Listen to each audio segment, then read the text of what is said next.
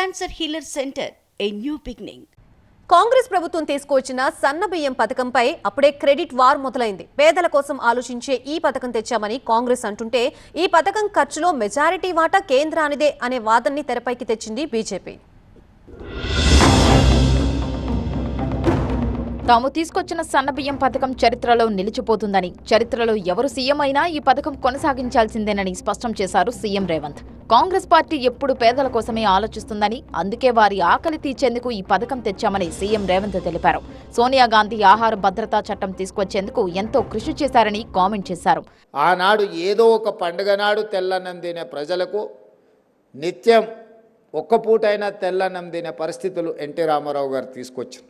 ఆ తర్వాత శ్రీమతి సోనియా గాంధీ గారు ఫుడ్ సెక్యూరిటీ ఆహార భద్రత చట్టం తీసుకొచ్చి ప్రతి పేదవాడికి 3 పూటల భోజనం ఉండాలి అని భారతదేశంలోనే మొట్టమొదటిసారి ఫుడ్ సెక్యూరిటీ యాక్ట్ తీసుకొచ్చి పేదవాడికి ఆహార భద్రత చట్టాన్ని శ్రీమతి సోనియా గాంధీ గారు తీసుకొచ్చింది. ఆ విధంగా అంచెలంచెలుగా పేదల ఆకలిని తీర్చడానికి ప్రభుత్వాలు తీసుకున్న నిర్ణయాలు ఈరోజు పేదలకు ఆకలిని దూరం చేసే ఒక దిశగా మనం ప్రయాణం చేస్తున్నాము. అయితే రాష్ట్ర ప్రభుత్వం ప్రారంభించిన సన్నబియ్యం పథకంలోనే మెజార్టీ ఖర్చు భరిస్తోంది కేంద్రమే అన్నారు కేంద్ర మంత్రి బండి సంజయ్. ఒక్కో కిలోకు 40 రూపాయలు కేంద్రం చెల్లిస్తోందన్నారు. సన్నబియ్యం వల్ల రాష్ట్ర ప్రభుత్వంపై కిలోకు పడే భారం 10 రూపాయలు మాత్రమేనన్నారు. రేషన్ షాపుల్లో కనీసం మోదీ ఫోటో కూడా పెట్టడం లేదన్నారు. పేదల ఆకలి తీర్చేందుకు కేంద్రం ఎంత ఖర్చు చేస్తోంది, రాష్ట్రం ఎంత ఇస్తోంది అనే విషయాన్ని ప్రజలు గమనించాలని కోరారు. ప్రజలు ఆలోచించాలి.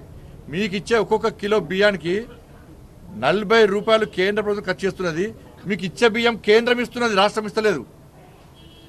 రాష్ట్ర ప్రభుత్వం సన్న బియ్యం పేరుతోని కేవలం 10 రూపాయలు మాత్రమే ఖర్చు పెడుతున్నది. 40 రూపాయలు ఇచ్చాడు గొప్పోడా, 10 రూపాయలు ఇచ్చాడు గొప్పోడా? 40 రూపాయలు ఇచ్చేవాళ్ళు ఫోటో పెట్టుకుంటారా, 10 రూపాయలు ఇచ్చేవాళ్ళు ఫోటో పెట్టుకుంటారా? ఫోటోల కోసం కాదు కొట్టాడా, కానీ ఎందుకు పెడతలేరు? పేదలకు బియ్యం పంపిణీ సహా ఇప్పుడు సన్నబియ్యం పంపిణీ వరకు అన్ని పథకాలు కాంగ్రెస్ హయాంలోనే మొదలయ్యాయని కాంగ్రెస్ చెబుతుంటే ఈ పథకం అమలు కోసం కేంద్రమే ఎక్కువ ఖర్చు చేస్తోందని బీజేపీ అప్పుడే కౌంటర్ ఇవ్వడం స్టార్ట్ చేసింది. దీంతో రాబోయే రోజుల్లో ఈ అంశంపై 2 పార్టీల మధ్య మరింతగా మాటల యుద్ధం కొనసాగే అవకాశం ఉందనే చర్చ మొదలైంది.